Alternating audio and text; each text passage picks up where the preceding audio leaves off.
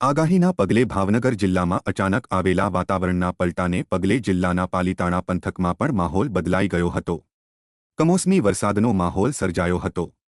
વહેલી સવારથી વાતાવરણમાં પલટો આવ્યો હતો. પાલીતાણા તાલુકાના ગ્રામ્ય વિસ્તારોમાં વરસાદ વરસ્યો હતો, જેમાં પાલીતાણાના ઘેટી, દુધાળા, કણજરડા, આદપુર, નાનીમાળ, વીરપુર, જીવાપુર, જામવાડી, રાજસ્થળી, ઠાઠ, ઠળિયા જેવા ગામડાઓમાં કમોસમી વરસાદ વરસતા ખેડૂતોના પાકને નુકસાન થયું છે, જેને પગલે ખેડૂતો ચિંતિત છે.